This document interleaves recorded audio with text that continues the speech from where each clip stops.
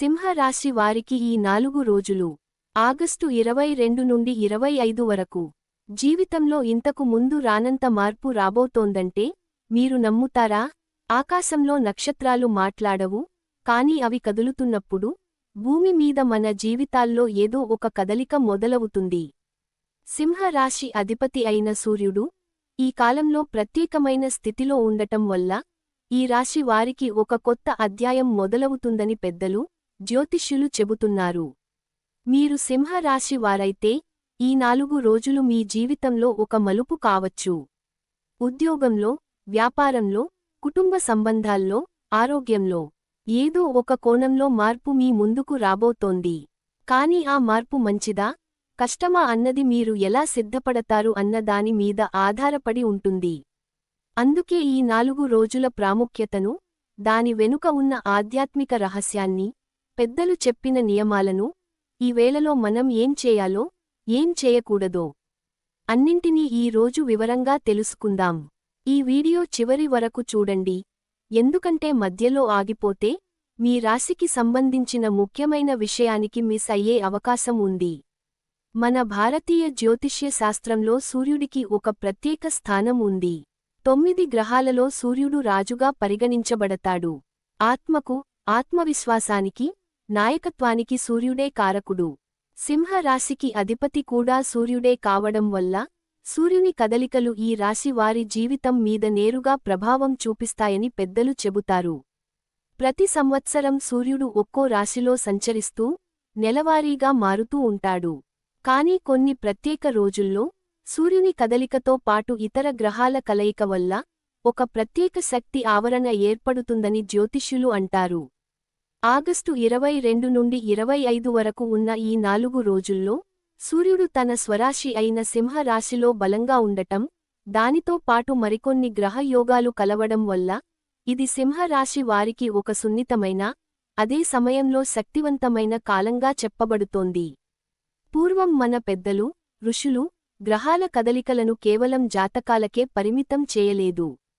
ప్రకృతిలో వచ్చే మార్పులను, మనుషుల మనసుల్లో వచ్చే భావోద్వేగాలను కూడా వారు ఈ కదలికలతో ముడిపెట్టి చూశారు. అందుకే సూర్యుడు బలంగా ఉన్న కాలంలో మనిషిలో ఆత్మవిశ్వాసం పెరుగుతుందని, తీసుకునే నిర్ణయాలు ధైర్యంగా ఉంటాయని, కాని అదే సమయంలో అహంకారం తలెత్తే ప్రమాదం కూడా ఉంటుందని హెచ్చరించారు. ఈ 4 రోజులు సింహరాశి వారికి అలాంటి ఒక ద్వంద్వ పరిస్థితే. ఒకవైపు అవకాశాలు, మరోవైపు జాగ్రత్తగా వ్యవహరించాల్సిన అవసరం. ఈ సందర్భంలో మన పురాణాల్లో ఒక కథ గుర్తుకు వస్తుంది. సింహం అంటే బలానికి, ధైర్యానికి, రాజసానికి ప్రతీక. అందుకే నరసింహ అవతారంలో కూడా సింహ రూపాన్ని పరమాత్మ ఎంచుకున్నాడు. ప్రహ్లాదుడి కథ మనందరికీ తెలిసిందే. తండ్రి హిరణ్యకశిపుడు ఎంత గొప్ప బలవంతుడైనా అహంకారంతో నిండిపోయినప్పుడు అతని పతనం తప్పలేదు. కాని ఆ కథలో మనం గమనించాల్సిన మరో కోణం ఉంది. ప్రహ్లాదుడు ఎంత కష్టాలు ఎదురైనా తన నమ్మకాన్ని వదల్లేదు. తండ్రి తనను నిప్పుల్లో పడేసినా, విషం ఇచ్చినా, ఏనుగుల కాళ్ల కింద వేయించినా అతని మనసులో భయం లేదు, ఎందుకంటే అతనికి తన నమ్మకం మీద పూర్తి విశ్వాసం ఉంది. చివరికి ఆ నమ్మకమే అతన్ని కాపాడింది, మరియు అదే నమ్మకం కారణంగా పరమాత్మ స్వయంగా సింహ రూపంలో వచ్చి అధర్మాన్ని అంతం చేశాడు. ఈ కథను ఎందుకు ఇక్కడ చెప్పుకుంటున్నామంటే, సింహరాశి వారికి ఈ కాలంలో అవసరమైనది కూడా అదే గుణం. మార్పు వచ్చినప్పుడు భయపడకూడదు. పరిస్థితులు కష్టంగా అనిపించినా తొందరపడి నిర్ణయాలు తీసుకోకుండా ప్రహ్లాదుడిలా స్థిరంగా, నమ్మకంతో ముందుకు వెళ్ళాలి. ఎందుకంటే మార్పు అనేది ఎప్పుడూ చెడ్డది కాదు, అది ఒక కొత్త ద్వారం తెరవడానికి ముందు వచ్చే సూచన మాత్రమే. పాత ఆకులు రాలిపోతేనే కదా కొత్త చిగుళ్ళు వస్తాయి. అలాగే జీవితంలో కూడా ఒక పాత అధ్యాయం ముగియకుండా కొత్త అధ్యాయం మొదలవదు. ఈ 4 రోజులు సింహరాశి వారి జీవితంలో అలాంటి ఒక కూడలి కావచ్చు. మరో కథ కూడా ఇక్కడ చెప్పుకోవాలి. మహాభారతంలో కర్ణుడి పాత్రను మనం చూస్తాం. కర్ణుడు సూర్యుని కుమారుడు. అతనిలో సూర్యుని లక్షణాలైన తేజస్సు, దానగుణం, ధైర్యం పుష్కలంగా ఉన్నాయి. కాని అతని జీవితంలో అనేక మార్పులు, అనేక పరీక్షలు వచ్చాయి. ప్రతిసారీ అతను తన కర్తవ్యాన్ని విడిచిపెట్టలేదు, తనను నమ్మిన వారికి ఇచ్చిన మాటను తప్పలేదు. కర్ణుడి జీవితం మనకు నేర్పే పాఠం ఏమిటంటే, పరిస్థితులు ఎంత మారినా మన విలువలను, మన నిజాయితీని వదులుకోకూడదు.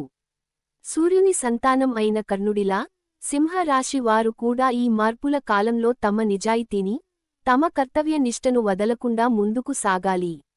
ఎందుకంటే మార్పు అనేది మన బాహ్య పరిస్థితులను మారుస్తుంది తప్ప మన లోపలి విలువలను మార్చకూడదు.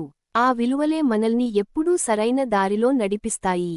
ఇప్పుడు ఈ 4 రోజుల్లో సింహరాశి వారు పాటించాల్సిన కొన్ని ముఖ్యమైన నియమాలను, జాగ్రత్తలను తెలుసుకుందాం. మొదటిగా, ఈ కాలంలో అహంకారానికి దూరంగా ఉండాలి. సూర్యుడు బలంగా ఉన్నప్పుడు మనలో ఆత్మవిశ్వాసం పెరగడం సహజం, కాని అది అహంకారంగా మారకుండా చూసుకోవడం చాలా ముఖ్యం. ఎవరైనా మీతో విభేదించినప్పుడు వెంటనే కోపం తెచ్చుకోకుండా శాంతంగా వినే గుణాన్ని అలవాటు చేసుకోవాలి. రెండవది, ఈ రోజుల్లో పెద్ద నిర్ణయాలు తీసుకునే ముందు తొందరపడకుండా కొంచెం ఆలోచించి పెద్దల సలహా తీసుకోవడం మంచిది. కొత్త వ్యాపారం మొదలుపెట్టడం, ఉద్యోగం మారడం, పెద్ద మొత్తంలో డబ్బు లావాదేవీలు చేయడం లాంటి నిర్ణయాలు ఈ 4 రోజుల్లో తీసుకోవాల్సి వస్తే తొందరపాటు వద్దు, స్థిరచిత్తంతో ఆలోచించి ముందుకు వెళ్ళండి. మూడవది, కుటుంబ సభ్యులతో, జీవిత భాగస్వామితో మాటల్లో వచ్చే చిన్న చిన్న తగాదాలను పెద్దవి చేసుకోకూడదు. సూర్యుని ప్రభావం వల్ల ఈ కాలంలో మాటల్లో వేడి ఎక్కువగా ఉండే అవకాశం ఉంది, అందుకే మాట్లాడేటప్పుడు కొంచెం మృదువుగా, ప్రేమతో మాట్లాడటం అలవాటు చేసుకోవాలి. నాలుగవది, ఆరోగ్య విషయంలో కూడా జాగ్రత్త అవసరం. సూర్యుడు శరీరంలో వేడిని, రక్తప్రసరణను సూచిస్తాడు కాబట్టి ఈ కాలంలో తలనొప్పి, రక్తపోటు, కంటి సమస్యలు వంటివి కొందరికి కనిపించే అవకాశం ఉంటుంది. ఆహారంలో మసాలా పదార్థాలు తగ్గించి నీరు ఎక్కువగా తాగడం మంచిది. ఇక చాలామంది చేసే ఒక సాధారణ తప్పు ఏమిటంటే, రాశి ఫలాలు చెడుగా ఉన్నాయని తెలియగానే భయపడిపోయి ఏ పనీ చేయకుండా ఆగిపోవడం. ఇది సరైన పద్ధతి కాదు.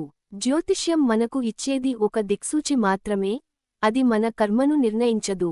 కర్మ చేయడం మన చేతుల్లోనే ఉంది. అందుకే భయపడకుండా, జాగ్రత్తగా, నమ్మకంతో ముందుకు సాగడమే సరైన మార్గం. ఇక ఈ కాలంలో ఆధ్యాత్మికంగా ఏమి చేయవచ్చో చూద్దాం. ముఖ్యంగా సూర్యుడిని ప్రసన్నం చేసుకోవడానికి పెద్దలు కొన్ని సులభమైన పద్ధతులు చెప్పారు. ఇవి కుటుంబాన్ని బట్టి, ప్రాంతాన్ని బట్టి, గురువుల సూచనలను బట్టి కొద్దిగా మారవచ్చు, కానీ సాధారణంగా అనుసరించే పద్ధతిని ఇప్పుడు తెలుసుకుందాం. ఈ 4 రోజుల్లో వీలైతే ఆదివారం రోజున ఉదయం సూర్యోదయ సమయంలో నిద్ర లేచి, స్నానం చేసి, తూర్పు దిక్కుకు తిరిగి సూర్యభగవానుడికి నమస్కరించడం మంచిది. చేతిలో రాగి పాత్రలో నీరు తీసుకుని అందులో ఎర్రటి పువ్వులు, కొద్దిగా అక్షతలు వేసి సూర్యుడికి అర్ఘ్యం సమర్పించడం ఒక సాంప్రదాయ పద్ధతి. అర్ఘ్యం ఇచ్చేటప్పుడు నీరు నేరుగా సూర్యుడి వైపు కాకుండా పాత్ర పైనుంచి కిందకు జారేలా వదలాలని, తద్వారా సూర్యకిరణాలు ఆ నీటిలో ప్రతిబింబిస్తాయని పెద్దలు చెబుతారు. ఆ తర్వాత ఆదిత్య హృదయం పఠించడం లేదా సూర్య నమస్కారాలు చేయడం మంచిదని జ్యోతిష్యులు సూచిస్తారు. ఆదిత్య హృదయం చదవలేని వారు కేవలం ఓం సూర్యాయ నమః అనే మంత్రాన్ని 11 సార్లు లేదా 108 సార్లు జపించినా సరిపోతుంది. ఎర్రటి రంగు దుస్తులు ధరించడం, ఎర్రటి కుంకుమ ధరించడం కూడా ఈ కాలంలో శుభప్రదంగా భావిస్తారు. వీలైతే ఈ 4 రోజుల్లో ఒక రోజు గోధుమలు, బెల్లం, ఎర్రటి వస్త్రం దానం చేయడం మంచి ఫలితాన్నిస్తుందని పెద్దలు చెబుతారు. అలాగే తండ్రిని, పెద్దలను గౌరవించడం, వారి ఆశీర్వాదం తీసుకోవడం సూర్యుని కృపను పొందడానికి ఒక సులభమైన మార్గంగా చెప్పబడుతుంది. సూర్యుడు తండ్రి స్థానానికి కారకుడు కాబట్టి ఈ కాలంలో తండ్రితో, పెద్దలతో సత్సంబంధాలు కలిగి ఉండటం చాలా ముఖ్యం. ఇక్కడ ఒక విషయానికి గుర్తుంచుకోవాలి, ఈ పద్ధతులు కుటుంబాన్ని బట్టి, సాంప్రదాయాన్ని బట్టి, మీ గురువు సూచనలను బట్టి మారవచ్చు. కొందరు ఈ నియమాలను మరింత విస్తృతంగా పాటిస్తారు, కొందరు సరళంగా పాటిస్తారు. మీకు ఏది సౌకర్యంగా ఉంటే అది మీ కుటుంబ ఆచారాలకు అనుగుణంగా చేయడం ఉత్తమం. ఇప్పుడు ఈ నియమాలను, ఈ ఆచరణలను సరిగ్గా పాటిస్తే వచ్చే ప్రయోజనాలు ఏమిటో చూద్దాం. మొదటిగా, మనసులో స్థిరత్వం పెరుగుతుంది. మార్పు ఎదురైనప్పుడు కలిగే భయం, ఆందోళన తగ్గి, ఆత్మవిశ్వాసంతో ముందుకు సాగే శక్తి లభిస్తుంది. రెండవది, కుటుంబంలో సామరస్యం పెరుగుతుంది. ఎందుకంటే మాటల్లో మృదుత్వం, ఓర్పు అలవడతాయి. మూడవది, ఆరోగ్యపరంగా, ముఖ్యంగా వేడి సంబంధిత సమస్యలు తగ్గే అవకాశం ఉంటుంది. శరీరంలో శక్తి, ఉత్సాహం పెరుగుతాయి. నాలుగవది, ఆధ్యాత్మికంగా సూర్యుని కృప వల్ల తీసుకునే నిర్ణయాల్లో స్పష్టత వస్తుంది. ఏది సరైనదో, ఏది కాదో వేరు చేసే వివేకం పెరుగుతుంది. అయితే ఇక్కడ ఒక ముఖ్యమైన విషయానికి స్పష్టం చేయాలి. ఈ ఆచరణలు, ఈ నియమాలు మీ మనసుకు శాంతిని, స్పష్టతను ఇవ్వడానికి సహాయపడతాయే తప్ప, అవి ఏదో అద్భుతం జరిగేలా చేస్తాయని, రాత్రికి రాత్రి డబ్బు వచ్చేస్తుందని, అన్ని సమస్యలు మాయమైపోతాయని హామీ ఇచ్చేవి కావు. జీవితంలో ప్రతి మార్పుకు మన స్వంత ప్రయత్నం, మన కృషి కూడా అంతే ముఖ్యం. జ్యోతిష్యం, భక్తి మనకు మార్గం చూపిస్తాయి. నడవాల్సింది మాత్రం మనమే. ఈ 4 రోజులు, ఆగస్టు 22 నుండి 25 వరకు, సింహరాశి వారి జీవితంలో ఒక ముఖ్యమైన మలుపు కావచ్చు. కాని ఆ మలుపు ఎటువైపు తిరుగుతుందో నిర్ణయించేది మీ మనసులో ఉన్న నమ్మకం, మీరు తీసుకునే జాగ్రత్త, మీరు చూపించే ఓర్పు. సూర్యుడు ఎప్పుడూ ఒకేలా ఉండడు, ఉదయిస్తాడు, అస్తమిస్తాడు, మళ్ళీ ఉదయిస్తాడు. అలాగే జీవితంలో కూడా కష్టాలు వస్తాయి, పోతాయి, మళ్ళీ కొత్త వెలుగు వస్తుంది. ప్రహ్లాదుడిలా నమ్మకంతో, కర్ణుడిలా నిజాయితీతో ఈ కాలాన్ని ఎదుర్కొంటే, ఈ మార్పు మీ జీవితంలో ఒక కొత్త వెలుగును తీసుకువస్తుందని ఆశిద్దాం. మీ కుటుంబంలో అందరికీ ఆరోగ్యం, శాంతి, సంతోషం కలగాలని, సూర్యభగవానుడు మీ అందరినీ తన తేజస్సుతో ఆశీర్వదించాలని మనసారా కోరుకుంటున్నాను. ఈ వీడియో మీకు నచ్చితే, మీ సింహరాశి స్నేహితులకు, బంధువులకు షేర్ చేయండి. తద్వారా వారు కూడా ఈ ముఖ్యమైన సమయాన్ని జాగ్రత్తగా, నమ్మకంతో ఎదుర్కోగలుగుతారు. మీ అనుభవాలను, మీ అభిప్రాయాలను కామెంట్లలో తప్పకుండా పంచుకోండి. ఛానల్ను సబ్స్క్రైబ్ చేసి, బెల్ ఐకాన్ నొక్కి పెట్టుకోండి. తద్వారా ప్రతి రాశికి సంబంధించిన ఇలాంటి ముఖ్యమైన విషయాలు మీకు ముందుగానే తెలుస్తాయి. అందరికీ సూర్యభగవానుడి ఆశీస్సులు పుష్కలంగా లభించాలని కోరుకుంటూ, మళ్ళీ మరో వీడియోలో కలుద్దాం. నమస్కారం.